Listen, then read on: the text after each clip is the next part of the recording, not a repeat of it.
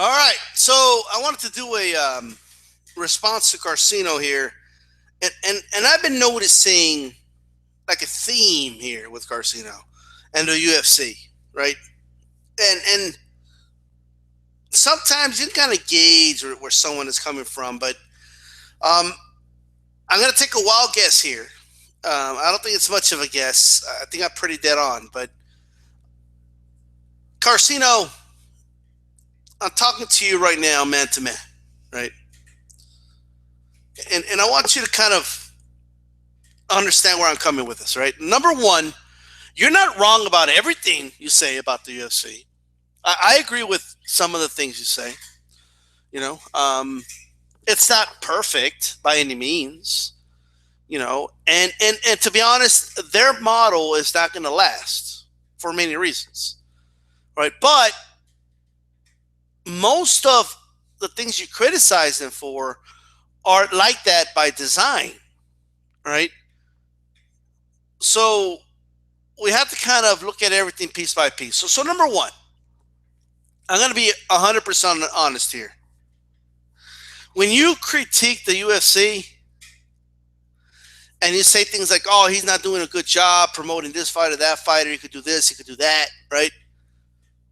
Something tells me, Garcino, that you're not coming at it from a perspective of I want to see the sport of the UFC, MMA, right? I want to see MMA thrive. To me, it doesn't come off that way. I think it comes off as like you don't really mean it. Like you don't really want the UFC to succeed. That's how it comes off to me.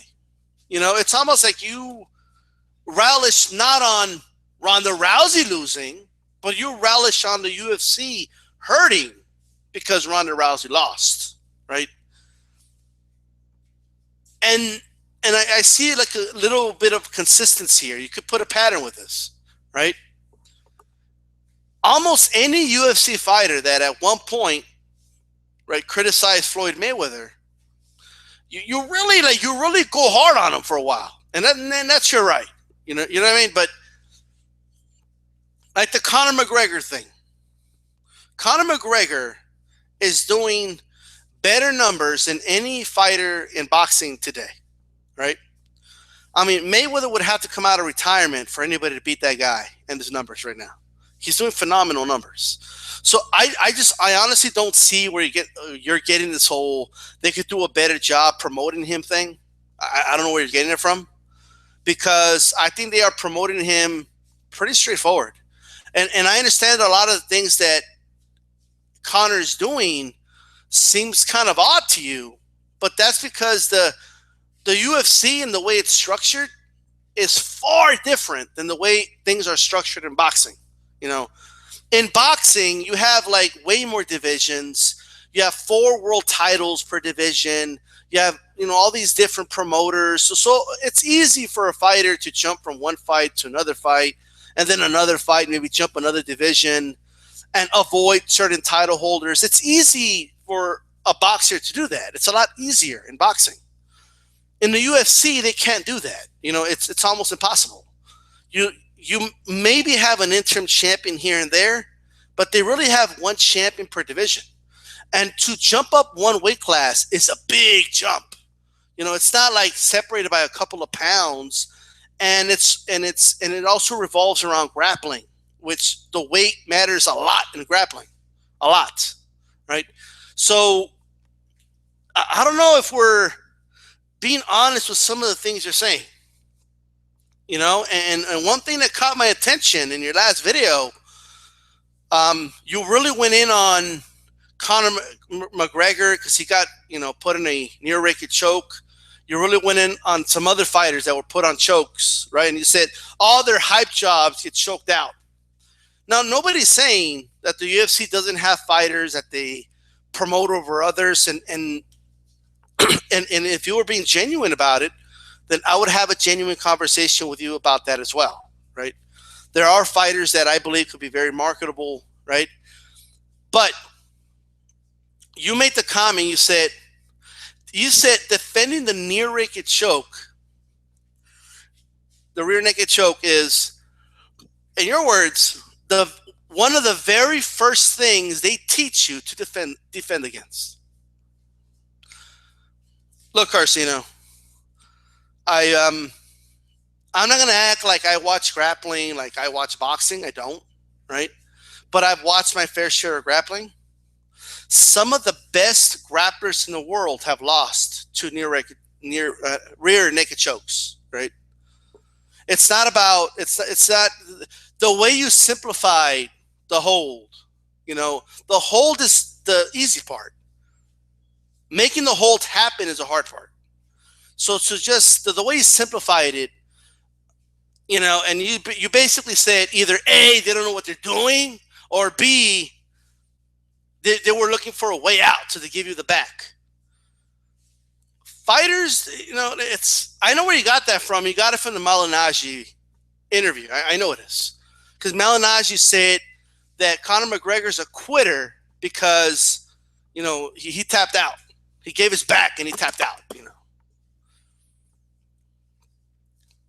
Again, I think there's a cultural cutoff here. And what I mean by that is, in mixed martial arts, tapping out to a chokehold has never been considered like a cowardly way out, right? You're coming at that from a boxing fan's perspective, where a boxer where it's a different element, guys getting punched, right? It's not somebody cutting off your air circulation and it's over, so you have two choices: pass out or tap out, right? James Toney, who never quit in any boxing match, tapped out. Right, Tyrannic Couture. It's a whole different animal as far as the situation you're in, right? It's different. But Malignaggi called him a quitter and this and that, and that's where you got it from. That's where I'm guessing you got it from, right? I'm not exactly sure where you got the very first thing to teach you, or one of the very first things to teach you, defending against a, rear naked choke as if, it's high level black belts don't get caught in that hold in big, submission tournaments. It's kind of a ridiculous statement, right? Also, when you said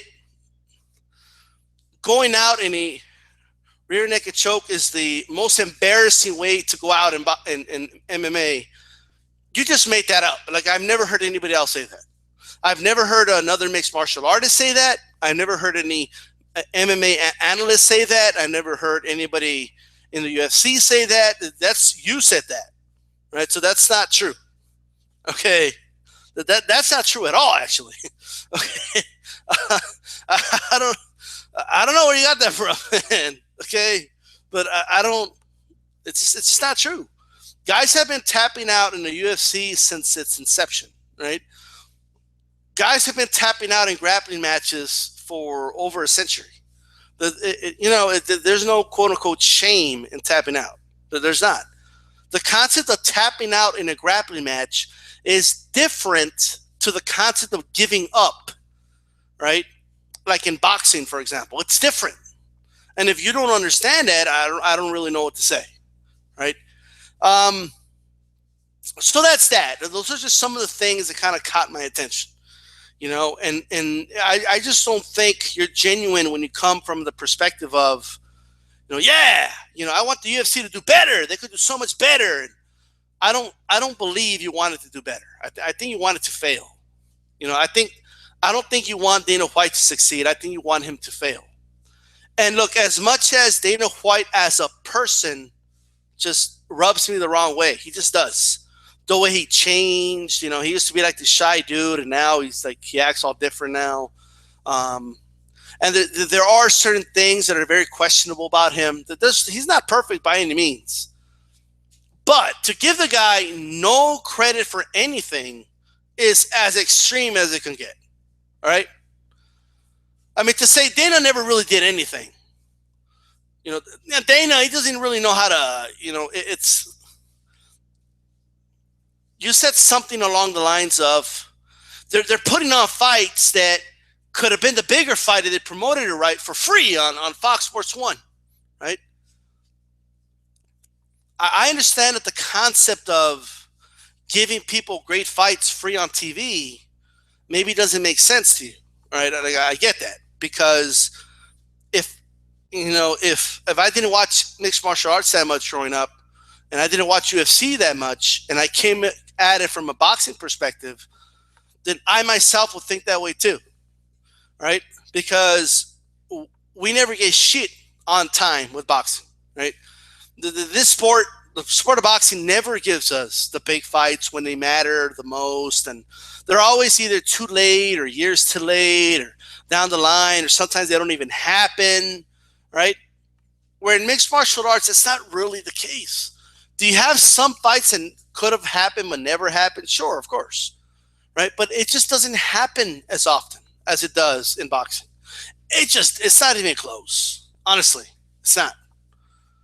All right, it's nowhere near close. Finally, and the reason I'm doing the video, I think the main point you were making is that the UFC is doomed. You know, they're doomed. They're done. The UFC's done. They're done. They put all their money on Ronda Rousey, and that's it. It's over. It's not done, right? It's not done. The UFC is going to be around for a long, long, long time, right? It's going to be around for a while. I mean, it's look how they sell pay-per-view consistently, month after month after month after month. These fuckers have a machine, man. It's a constant machine, and talent is going to start pouring in. We haven't seen anything with the UFC yet, not even close, right? The next generation of fighters are going to make Conor McGregor look like shit, right? Do you know how many boxing gyms there was here in my city when I was a kid? About 4. Now there's 1. You know how many MMA gyms there's here now? Off the top of my head, I already thought about 5 of them. They're everywhere. And they all want to fight in the UFC. All of them. Right? Like, no kid is like, oh yeah, my aspiration is Bellator. No. Right? They're going to have an influx of talent in the next coming generations, right, that boxing just does not have.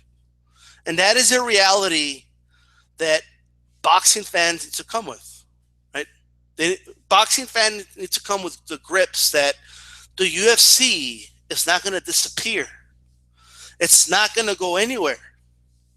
And whether we like it or we don't, they keep their fans happy, right? They give their fans tremendous cards, right? They try and stay as consistent as possible.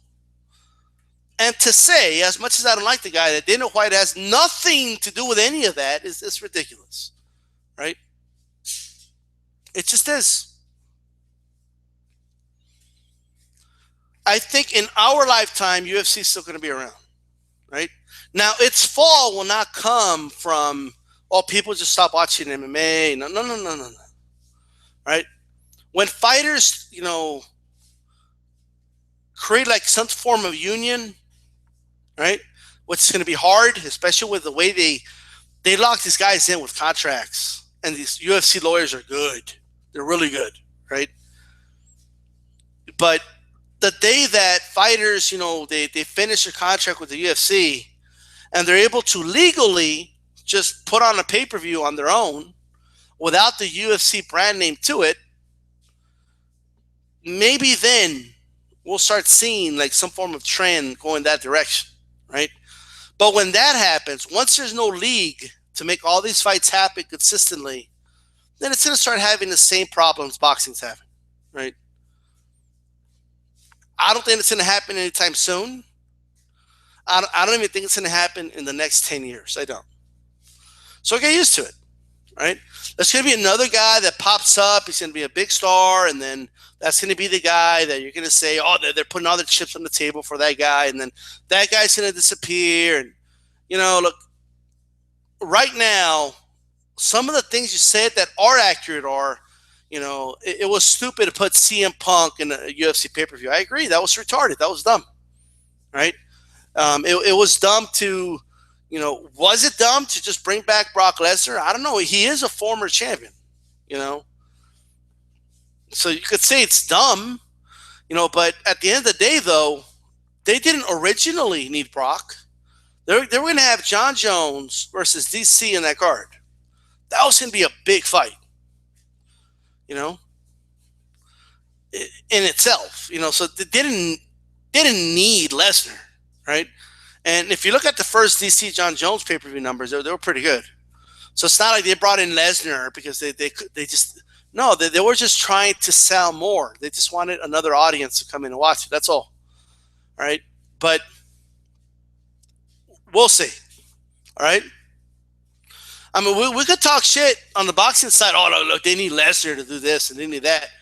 Who do we have in boxing right now that could do over 500,000 buys? Who? Nobody. We don't got a shit right now, right? I mean, we put Kovalev versus Ward on pay-per-view, and it did less than 200,000. All right, that's the average UFC pay-per-view does way more than that. So, or at least around that ballpark, over that easily. Just an average monthly UFC pay-per-view. But the UFC is having trouble. It's at the brink of falling apart. Like, really? You don't believe that. You don't believe that. You don't. Right? You know you don't. Okay? Come on. Oh, it's going to fall apart any moment now. It's not true. Right? It's not true. It's not falling apart any moment now. That's just not true. Right? But anyway, this is DStyleBoxing. Keep it boxing.